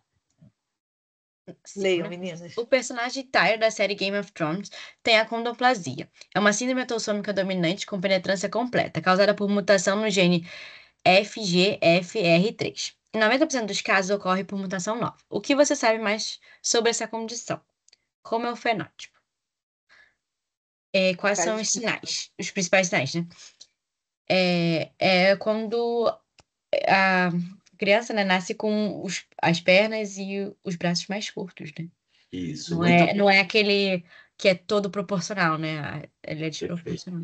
É o que a gente chama um nanismo desproporcionado. A gente classifica assim, para o homem, de 160, abaixo de 160 é baixa estatura, abaixo de 150 é muito baixa estatura, abaixo de 140 é extrema baixa estatura, e abaixo de 130 é nanismo. Ou a acondroplasia, a estatura média é 125. Agora, o Tyrion tinha um irmão, que era 1,90 m. O tronco deles é o mesmo tamanho. O que importa é o osso curto. Das extremidades, né? Então, a gente chama, quando encurta todo o membro, a gente chama melia é membro, amelia ausência, micromelia o membro curto. Mas o membro tem, por exemplo, inferior, coxa, perna e pé. Quando encurta Estou só... repetindo. Hein? Fala. Não, Quando encurta os 3 segmentos, eu chamo micromelia. É tudo pequeno. Quando encurta só a coxa, rizomelia. Quando encurta só a perna, mesomelia. E quando encurta o braço, é a acromelia. Então, por exemplo, o Tyrion tem nanismo, micromélico, rizomélico. Entenderam? Ele cortou os 3 segmentos do membro. Mais intensamente, o rizomelia com Z. Rizomelia. Certo. Mas, perfeito. Só para isso, ela está escrevendo ali. Só para ver Então, se eu gravei. Abaixo de 160 para homem é baixa ou estatura. mulher, né? Baixa estatura. E tem que investigar e saber a causa. Abaixo de 150 é muito baixa estatura. Muito baixa estatura. Abaixo de 140, extrema baixa estatura. E abaixo de 130, nanismo. Tá, importante a gente saber isso, né? É só uma classificação para você direcionar a investigação de baixa estatura. Aí, mesomelia, com S, é da perna. Então, o que é que a acondroplasia se caracteriza por 3 sinais clássicos? Micromelia, rizomélica, hiperlordose lombar e macrocefalia. Esse trio. E, gente, a genética é muito linda, não, Luciana? Sim. O FGFR3 é um gene que ele é muito importante na vida embrionária. Ele é um fator de transcrição que atua no crescimento. Então, na vida fetal, a gente é acondroplásico. Aí, esse gene se liga o receptor à proteína, se liga do fator de crescimento fibroblasto, aqui é o receptor. Aí, ele alonga o osso longo, ele alonga o fêmur, os ossos tubulares, o tíbia, fíbula, os ossos do pé e da mão. Então, na acondroplasia, eu tenho dedos pequenos, chama braquidactilia. Então, esse gene, ele faz a mutação. Todo mundo que tem acondroplasia no mundo tem a mesma mutação, que é uma mutação no nucleotídeo 1138, que troca G por A. Na proteína, na posição 380, troca glicina por arginina. Isso leva a um ganho de função e ele consolida a cartilagem de crescimento precocemente, então ela não cresce mais. Recentemente saiu uma medicação. Eu ia perguntar isso, se já chegou aqui. Uma medicação, a Luciana sabe, que tenta enganar o gene, tenta enganar para aumentar, para ele continuar crescendo. É o conhecimento que vai trazer a chance e a oportunidade de você disponibilizar e criar uma terapia totalmente curativa. Só que para a acondroplasia, a média é 125. Eles conseguem ganhar mais 6, mais ou 7 centímetros, mas também não vai ficar com 1,80 m, né? Mas às vezes isso baixinho, isso aí já é uma festa. É um fator assim que ajuda muito na autoestima, né? Sim.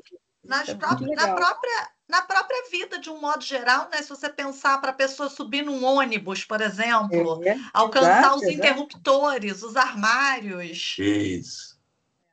Perfeito. Às vezes, para comprar mesmo, no mercado, né? Tem até um caso assim, que a menina acondroplásica, ela não consegue entrar no carrinho do supermercado. Né? Que muitos, até tem alguns supermercados que tem, mas a maioria não tem. São aqueles carros grandes que ela não consegue nem alcançar, exatamente. Né? Uma questão de acessibilidade mesmo. Né? Mas, professora Isaías, essa medicação já está disponível aqui no Brasil? Já. Ela está indicada, é o Voz-Gogo. A Anvisa já liberou tudo? Essa medicação... Fala de novo o nome. Ela está até 2 anos. E é cara, eu acho que não foi liberado pela Anvisa, mas se bem que o STF liberou agora que não vai pagar mais sobre juros, né? Eles sempre decidindo coisas boas, né? Mas fala de novo o nome da medicação, por favor. Voz-Gogo. Escreve aí, por favor. É VOX. Vox. Não. Vox-Gogo. É VOX-ZOGO. Vox-Gogo. Vox-Gogo. Ok. Vox-Gogo. A medicação é o Vosoritide. Então, é uma doença cromossômica gênica ou multifatorial? Gênica. Eu brinco assim, se você, na doença multifatorial, se você só comer salada, nadar o dia inteiro, ficar na academia, não ir para a night, não fumar, não beber, você não vai ter a doença. Agora, veja só, se o Tírio nasceu com essa mutação, se ele fizer tudo isso, ele vai parar de ter a acondroplasia? Não, porque todo o fenótipo dele depende somente dessa troca de G por A no 1138 desse gene, entenderam? 97% dos casos, só para 3% aí para outra troca aí. Isso. Aí tem outro também que é no 1135, que é logo na frente. Mas, gente, é interessante o conhecimento da genética, você tem um conhecimento perfeito, fino, sobre os mecanismos moleculares que levam aí para os estudantes ficarem empolgados, viu? E para estudarem. Porque não se ensina genética nas faculdades. Eu fico doente, Luciana, porque as pessoas não querem. É verdade. Outro dia eu participei de uma discussão sobre o currículo novo. O apresentador ficou 1h e 40 minutos, não citou genética uma única vez. Aí eu fiquei bravo. Olha, professor, lá a gente fala, né? A genética está dentro da fisiopatologia e ela é dada durante o ano inteiro. O problema são os alunos que de fato se interessam. Porque como ela está dentro da fisiopatologia, e tem gente que não me dá a menor bola. Eu imagino. Vosoritide, viu? É com S. Mas vosoritide é com S. Então, pessoal, é uma doença autossômica dominante com penetrância completa. Quer dizer, quem tem a mutação não tem como vai ter a acondroplasia. Ela é autossômica dominante. Então, se o pai tem, no caso do Tírio, deixa eu ver se eu...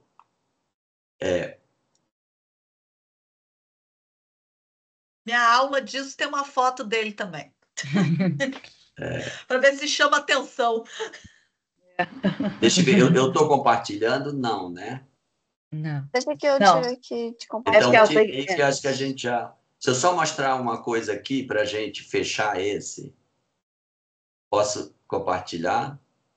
Não tá... Olha, o negócio está tão bom que nós tivemos uma plateia pequena, mas a plateia tá aqui firme, ó. Ninguém saiu. Tá Olha, todo não mundo apareceu ligado não aqui. para eu compartilhar. Alguém ainda está compartilhando. Ah, a Letícia já tirou, já. Quem mais? Deixa eu ver. Eu não. Não tem ninguém compartilhando, não.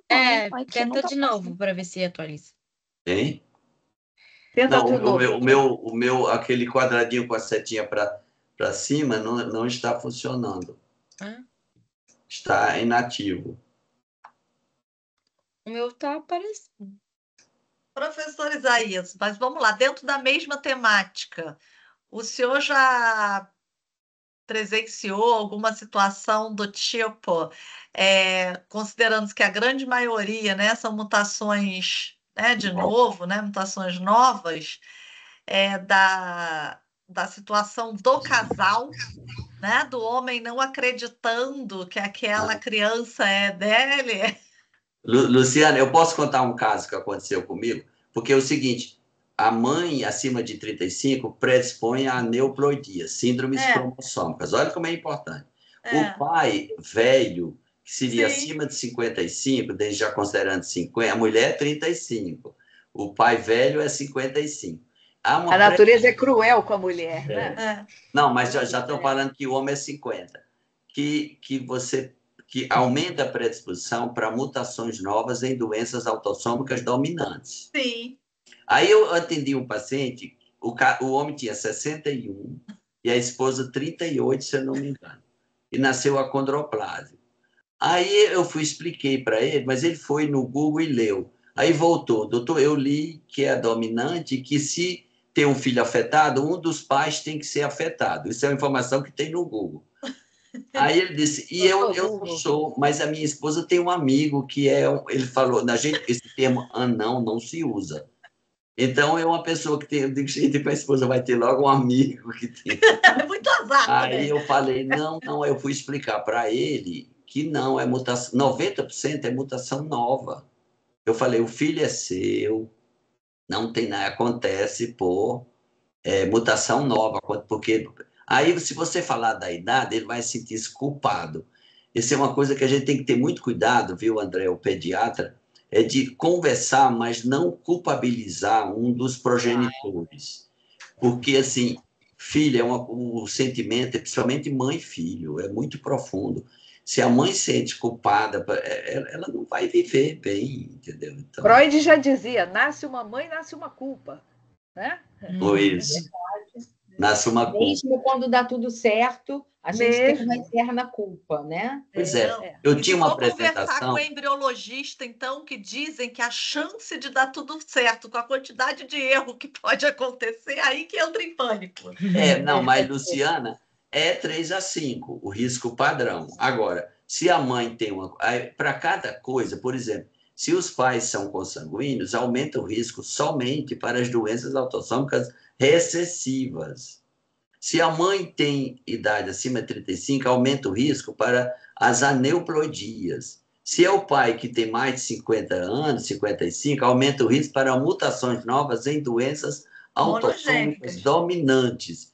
Cada coisa é uma coisa, não é geral assim. Complexo. Mas aí eu quero saber o final da história. O senhor convenceu ele pediu paternidade?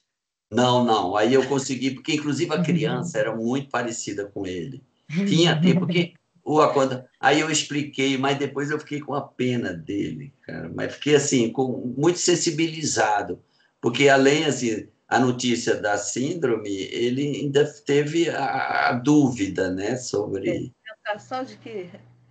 Mas isso pode acontecer, Luciana. Eu só contei esse caso assim, isso pode. Então a gente tem que ter muito cuidado quando vai dizer. E aí, se eu vou dizer, olha, porque você é mais velho, ele vai se sentir culpado, entendeu? Aí eu saio assim, eu procuro não mentir, mas também não abordo muito essa parte, entendeu? Porque, não na precisa verdade, de muita verdade, né?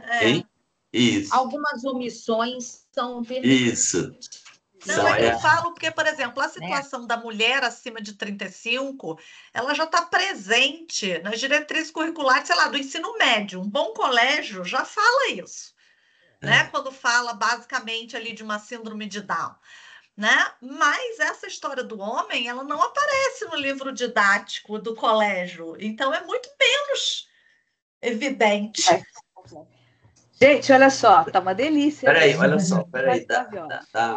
Porque eu tinha preparado aqui uma apresentação, Beth. Vocês estão vendo? Ainda não. Não. Então, assim, não está disponível, também não sei. Mas eu tinha feito uma apresentação sobre o pediatra na sala de parto e nasceu uma criança com um defeito. Observe que eu falei defeito. Porque os defeitos ou anomalia, se você não sabe o que é, chame defeito ou anomalia. Porque os defeitos se classificam em 4 tipos: malformação, deformação, ruptura e displasia. Certo? 4 tipos. Eu tinha uma apresentação que explicava direitinho. Você acha que dá tempo ou a gente não põe a minha apresentação? Eu acho. Vamos fazer uma próxima? Eu acho melhor. Pois aí eu acho. Já está saindo. Isso. Não, eu também acho que também já vai dar quase 9 horas. Beth, então eu proponho, já tem aqui prontinha a apresentação. Conduta. Já vamos agendar a próxima. Conduta. Eu posso mandar outros casos. Assim, a minha ideia é fazer casos rápidos, né? Para não. E aí o seguinte, na próxima eu faço uma apresentação sobre conduta do pediatra na sala de parto quando nasce uma criança com um defeito congênito. Aí ele vai classificar se é malformação, deformação, ruptura ou displasia. Aí, a partir daí, eu dou os passos do que ele tem que fazer. Então, é o pediatra que enfrenta tudo isso e quem tem que administrar a situação, viu? Perfeito. Olha, maravilhoso. Agora eu vou passar uma palavra breve para cada um, começando com as meninas, com a Mariana e com a Letícia, o que foi essa experiência, e depois as orientadoras e o professor Isaías para a gente fechar a nossa live. Infelizmente, está uma delícia a gente conversar isso, mas o pessoal agora já está começando a sair, eu também ainda tenho uma outra reunião hoje. Então, vai, Mariana. Então, eu queria agradecer, né, a oportunidade também de fazer essa aula em conjunto com a Liga de Genética, porque eu acho que a gente, da pediatria, tem muitas especialidades genéticas que a gente pode sempre agrupar, e quanto mais, né, sempre melhor a gente expandir esse universo. E eu acho que a Liga de Genética é uma das que a gente tem mais conversa, né? Porque a gente está lá no início, às vezes até, né? Hoje em dia a gente faz até consulta pré-natal, né? Então, eu acho que é muito interessante essa junção. Então, fiquei muito feliz, né, dessa junção. Não peguei o caso pessoalmente, mas achei muito interessante que como vocês não tinham visto um pouco, eu também não conhecia essa doença, e achei muito interessante a gente olhar para a visão da genética, né? De o que a gente faz quando agora a gente tem uma doença diante de uma situação, diante de uma situação que não é comum, né? Muito bom. Mariana, olha só uma observação. Lá na Unigranrio tem uma liga de genética, mas o pessoal fica meio parado. Eu vou querer que você dê uma agitada lá, viu? Na nossa Olha aí. Eu sou de pediatria. Tem que ser a Letícia. A Letícia quer ver. Essa é a Letícia. Letícia agita. Da genética. Ela é agitada. Letícia agita a liga. Então vamos agitar. Eu quero vocês agitando lá. Tem que fazer então fala, Letícia. Porque é o melhor dos mundos, né? Isso. Ela em conjunto é fala, muito Letícia. bom. Obrigada, Mariana. Engraçado. Letícia. A Liga da Unigran Rio não chegou ainda na gente, doutor Isaías. Eu que sou da Associação Brasileira das Ligas de Genética Médica e Doenças Raras. Pois é, mas a gente precisa, porque o pessoal... Eu trabalho assim, eu digo... Às vezes o pessoal me pede para dar uma palestra, eu digo, pode marcar às 3 da manhã, é o único horário que eu tenho livre. Se quiser, tá. Olha só, mas eu não tenho tempo, eu vou tentar agitar e vou fazer uma cobrança esses dias agora. Mas eu queria só... Eu queria o contato seu, eu vou pegar com a Beth, viu? Para eu manter você em contato com os meus alunos lá da Liga. Depois tá bom, muito obrigada. Manda uma mensagem para ele, está no grupo. E eu queria só agradecer a oportunidade. Realmente foi muito legal, gostei bastante. E assim, como eu sou uma pessoa que eu quero fazer genética no futuro, então, para mim, ter esse tema e ainda junto com a pediatria, que eu sou apaixonada pela pediatria, Então, assim, foi Aham. muito legal. Eu gostei bastante da oportunidade de vocês poderem acolher esse tema, que era um tema que eu queria muito ter uma aula. Então, eu gostei muito. Que E bom. acho O que objetivo é esse. foi. Eu tô aqui com um Isso. bloquinho, eu anotei tanta coisa, aprendi tanta coisa hoje, que eu tô saindo Foi daqui, mesmo, tipo, com a verdade, foi cabeça maravilhoso. explodindo, mas muito feliz. Letícia, se você tem interesse em genética, pode grudar comigo. Ambulatórios, fazer relato de caso, um monte de coisa, viu?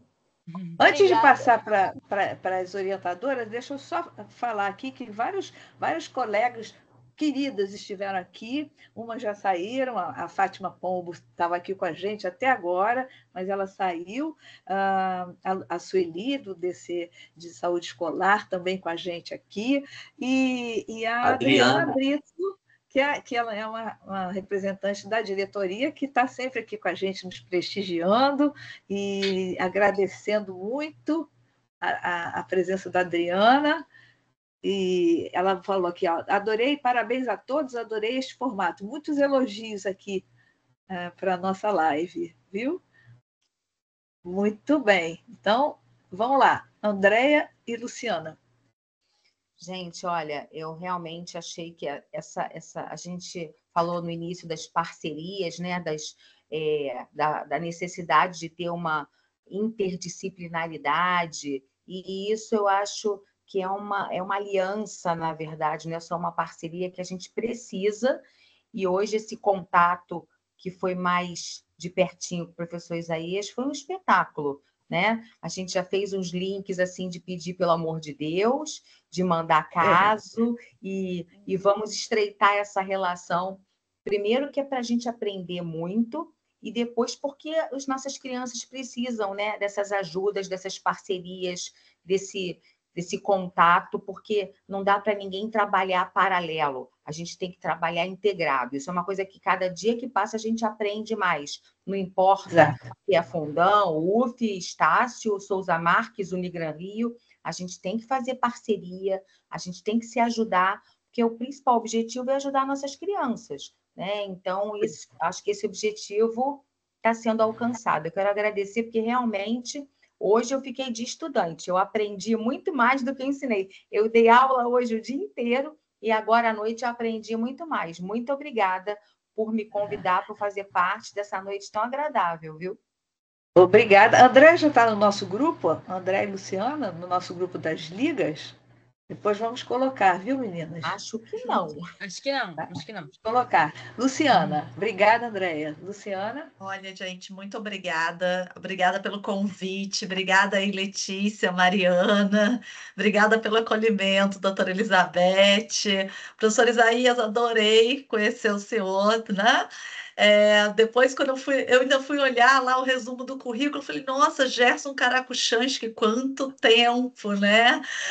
Era o único Querido, livro, né? praticamente, na minha época de graduação, que tinha toda a parte cromossômica descrita direitinho.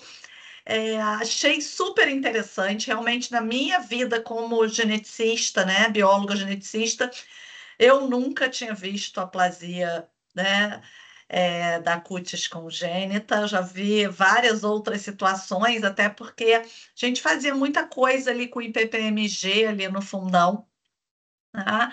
Mas não conhecia, e foi uma super oportunidade, assim como o doutor Isaías, fui lá pro OMIM, fui lá fuçar, e aí eu olhava e falava assim, gente, mas essa criança não tem nada de membro aqui, não pode ser isso, né? Mas também não posso ser metida, porque eu já não sou, eu faço exame, né?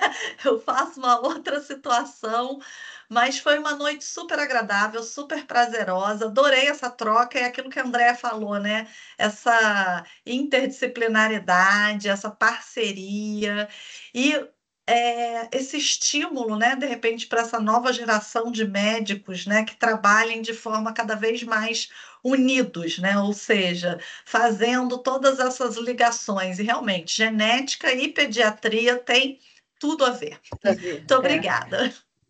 Como eu costumo dizer, não precisamos de muita coisa, apenas uns dos outros, né? É isso. Professor Isaías, para a gente fechar com chave de ouro essa noite maravilhosa. Perfeito. Você fala coisas muito bonitas, Andréia, todo mundo. Olha, vocês sabem, a Beth já sabe disso, a minha alegria, a minha satisfação. A gente que gosta de ensino e participar de evento que tem um interesse. É uma satisfação muito grande, viu? Eu fico muito feliz e me deixa feliz. E, Luciano, o professor Gesso foi meu orientador, meu amigão. Assim, devo muito. Querido, né? Trabalhei com ele, uma pessoa espetacular. Ele escreveu livros, eu escrevi capítulos com ele. Foi meu orientador da tese de mestrado e espetacular. E há uns anos atrás teve o Congresso de Genética aqui no Rio. E aí eu era da comissão organizadora. E aí no final, todo ano, uma pessoa é homenageada, um geneticista, já mais da velha guarda, para dar a palestra final. E aí eu fiz um lobby e consegui o professor Gesso. E ele foi ser homenageado. Aí a palestra era às 4h30, 5 horas, às 3h30 ele me liga, mora no Leblon. Isaías, eu terminei o que eu faço agora com a apresentação? Pelo amor de Deus, professor, o senhor não vai chegar a tempo, né? Mas adoro ele, viu? Ele é maravilhoso. E a equipe, e agora a doutora Márcia Ribeiro foi minha orientadora da tese de doutorado e é um espetacular aquele serviço.